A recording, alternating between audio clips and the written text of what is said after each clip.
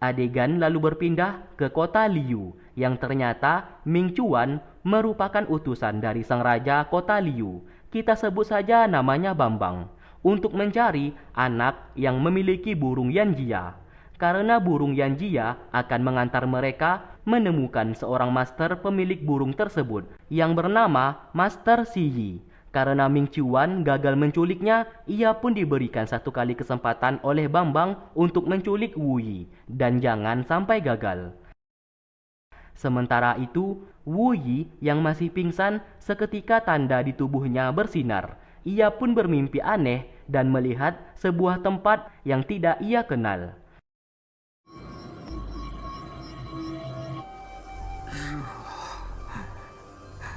Wen segera mengecek keadaannya dan sangat terkejut melihat terdapat sinar yang bercahaya dari tubuhnya.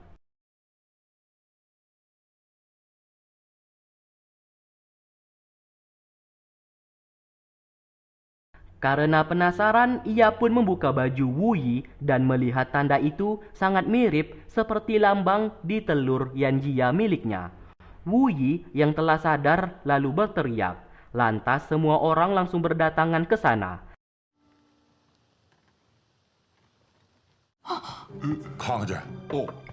Ia mengaku hendak dilecehkan oleh Wen.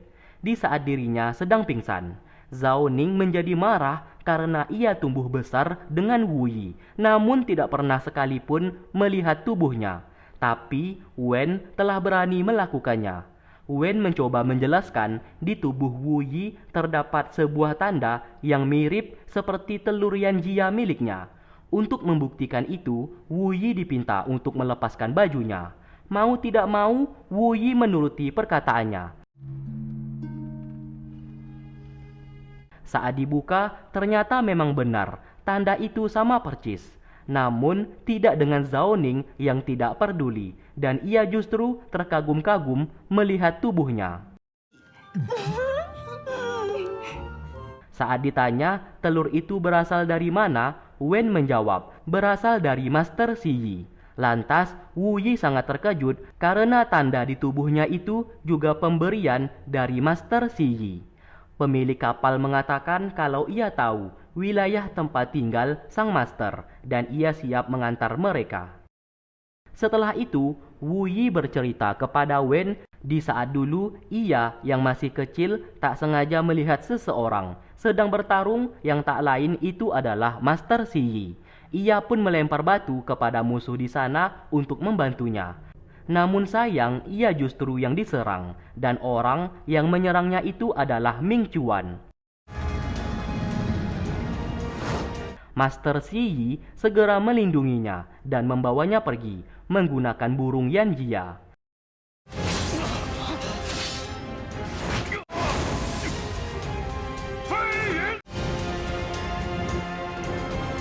Lalu setelah itu, Master Siyi memberikan tanda tersebut ke dalam tubuhnya, supaya kelak apabila ia sudah dewasa dan bertemu lagi dengannya, sang master berjanji akan mengangkatnya menjadi murid dan mengajarinya ilmu bela diri. Pria pemilik kapal berkata, Master Siyi adalah seorang pendekar terkuat di dunia. Tidak hanya menguasai bela diri, ia juga master boneka Yanjia terhebat yang pernah ada. Maka dari itu, banyak musuh di luar sana ingin membunuhnya dan ingin mencuri pengetahuan dari sang master. Wen juga mengatakan alasan ia mencari Master Siyi karena pemimpinnya saat ini menghilang selama bertahun-tahun. Dan terakhir kabar yang ia dengar, pemimpinnya sedang bersama dengan sang master. Menggunakan telur Yanjia itu, ia ingin mencari Master Siyi untuk mempertanyakan di mana pemimpinnya saat ini. Singkat cerita, kapal terbang bersandar di sebuah tempat. Pemilik kapal mengatakan mereka harus mencari sebuah tempat yang bernama Kota Jiangling, karena di sanalah tempat tinggal Master Siyi. Mereka pun berterima kasih dan segera melanjutkan perjalanan. Saat masuk lebih dalam ke hutan tersebut, mereka berdua menemukan sebuah rumah. Lantas, Wu Yi langsung meminta izin kepada pemilik rumah untuk meminta minuman. Wanita di sana mengizinkannya dan mempersilahkan masuk. 两位快进来说话吧。 Wanita pemilik rumah sangatlah baik. Mereka berdua bahkan diberikan makanan dan dipersilahkan untuk menginap semalam di rumahnya. Namun sesaat Zhao Ning melihat pandangan wanita itu seperti sangat menyukai Wu Yi. Ia pun menjadi marah dan meminta wanita itu untuk jangan menggoda kekasihnya. Bahkan arak yang akan dipinum oleh Wu Yi dipinum oleh Zhao Ning hingga habis. Karena takut apabila Wu Yi sampai mabuk, wanita itu akan melecehkannya. Apa yang ia lakukan itu justru membuatnya sampai mabuk. Wu Yi segera mengantarnya ke dalam kamar. Dan setelahnya, wanita pemilik rumah meminta bantuan Wu Yi untuk memperbaiki kursi. 那就辛苦公子了。 Saat hendak diperbaiki, wanita itu lantas menyerangnya. Namun tidak bisa karena terdapat sebuah mantra di saku baju Wu Yi. Mantra itu ternyata berasal dari Wen yang memasukkannya secara diam-diam. Alhasil, Wen menyadari akan adanya bahaya dan segera mengikuti jejak dari mantra miliknya. Wanita tadi ternyata seorang siluman yang ingin menculik Wu Yi karena memiliki pedang iblis. Wen bersama Wu Yi langsung melawannya. Pertarungan pun tak dapat terelakkan.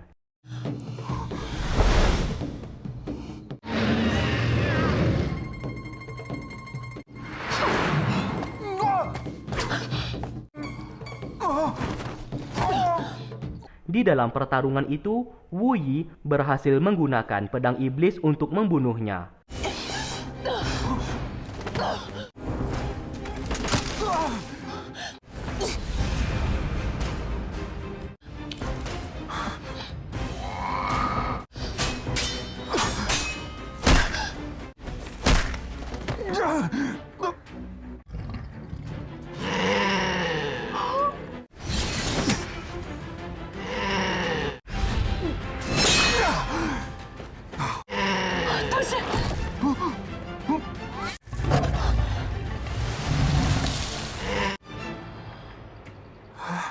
Rumah tersebut seketika terbakar karena rumah itu ternyata palsu yang memang diciptakan untuk menjebak Wu Yi. Di sana, Wen sangat terkejut melihat pedang iblis itu. Ia berkata, di dunia ini semua orang menginginkan pedang itu karena memiliki kekuatan yang sangat luar biasa yang mampu membuat si penggunanya memiliki kekuatan tidak terbatas. Wu Yi harus menjaganya dengan baik-baik. Setelah berhasil menjauhi rumah tersebut, Zhao Ning lalu terbangun. Ia merasa heran kenapa berada di sana. Wu Yi lantas menjelaskan semua kejadian yang baru saja terjadi, yang membuat Zhao Ning menjadi ketakutan. Karena mereka memiliki tujuan yang sama untuk mencari Master Si Yi, mereka bertiga pun memutuskan untuk melakukan perjalanan bersama-sama. 这样见西医大师吧，对不对？ Keesokan harinya, Lian hampir tiba di kuil Taihua. Di perjalanan, ia tidak menyadari terdapat pasukan kerajaan yang sedang mengintainya dan segera melaporkan kepada Liman mengenai keberadaan Lian saat ini. 先不要动手，盯死。 Lian yang hampir sampai ke kuil Taihua bertemu dengan salah satu murid dari gurunya dan pergi bersama-sama. Namun sayang, mereka tiba-tiba diserang oleh pasukan kerajaan. Lian segera melawan mereka semua.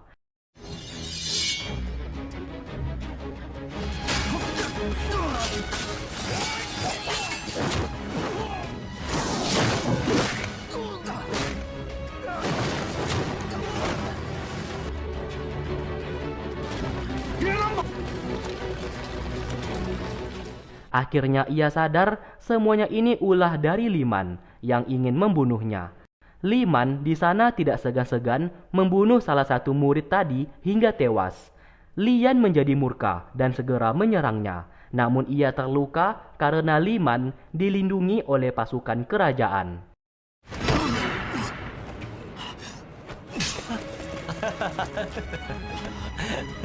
Di sana, Liman mengakui kalau memang benar semuanya ini ulah darinya.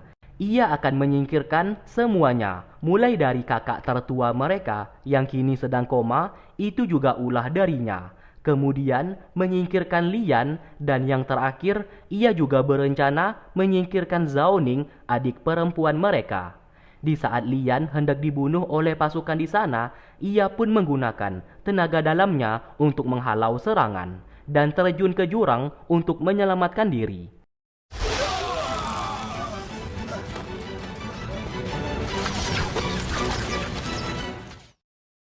Melihatnya terjun ke jurang, Liman merasa lega karena bisa dipastikan siapapun yang terjun ke sana pasti akan mati. Singkat cerita, mereka telah tiba di kota Jiangling.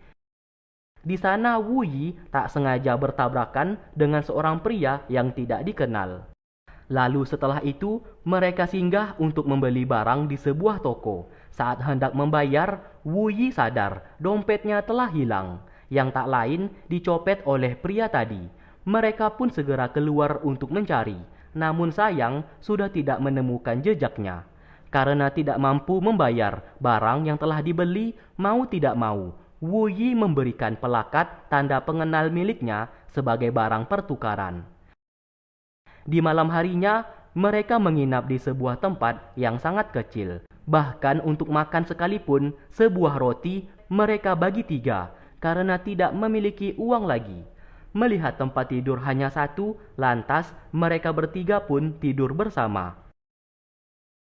Keesokan harinya, Lian tersadar di sebuah kamar. Ia pun terkejut siapa yang telah menyelamatkannya.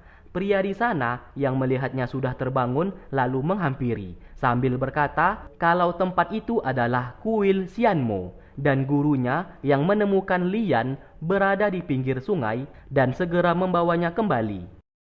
Lian segera bertemu dengan pemimpin kuil Xianmo untuk mengucapkan terima kasih atas pertolongannya. 在下确实惹上了一些麻烦。我玄妙观的客人，不，我都愿意与你共进退。便多谢道长了。 Terlihat burung Yanjia sengaja diterbangkan oleh Wu Yi untuk kembali ke rumah. Burung tersebut pun memberikan kabar mengenai keberadaan Wu Yi yang saat ini baik-baik saja dan ia sedang pergi mencari Master Si Yi. Kedua orang tuanya di sana merasa lega karena anak mereka saat ini dalam keadaan aman.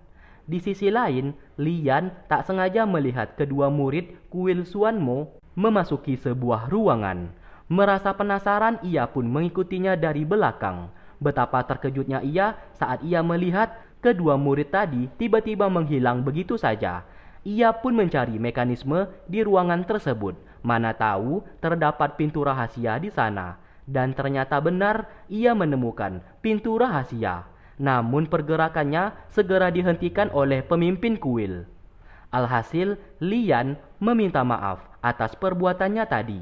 Bukannya ia lancang, ia hanya penasaran setelah melihat kedua murid yang masuk ke sana dan tiba-tiba menghilang. Di sana pemimpin kuil menceritakan sebuah kisah kalau kuil Xuanmo adalah markasnya para iblis. Dan para iblis menggunakan gulungan kitab kuno untuk menyamar layaknya menjadi manusia dan berbuat kejahatan. Beruntungnya, gulungan kitab kuno itu berhasil direbut oleh Master Si Yi dan diamankan. Para iblis pun meninggalkan tempat tersebut yang kini diubah menjadi kuil Xuanmo untuk para pendeta seperti dirinya dalam membasmi para iblis yang berkeliaran di muka bumi. Lian bertanya keberadaan Master Si Yi saat ini, namun pemimpin kuil menjawab ia tidak tahu keberadaannya. 也好，一则 Sedangkan mereka bertiga segera melanjutkan perjalanan. Saat berada di pasar, Wu Yi membiarkan mereka berdua jalan terlebih dahulu karena ia ingin membeli sebuah barang. Namun sesaat datanglah seorang pria memanggilnya dan mengatakan ia merasakan hawa pedang iblis di tubuhnya. Wu Yi tanpa beban menunjukkan pedang tersebut dan seketika pria itu langsung menghipnotisnya dan mengambil pedang iblis itu dari tangannya. 宝剑交给我，公子，再会。 Setelah sadar, Wu Yi seketika langsung mencari pria tadi karena telah mencuri pedangnya. Namun sayang, keberadaan pria tadi sudah tidak ditemukan. Tidak ingin menyerah, mereka bertiga tetap melakukan pencarian karena pedang iblis itu sangatlah berharga. Lalu, pria tadi berada di sebuah kuil tidak terpakai. Ia pun saat ini berencana menjual pedang tersebut dengan harga tinggi agar ia menjadi kaya raya.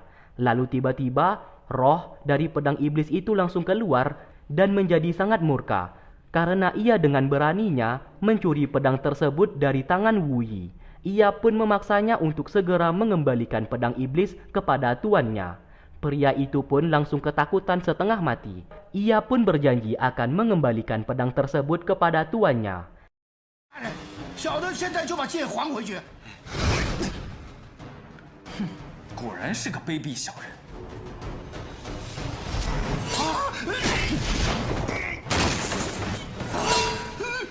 救命啊！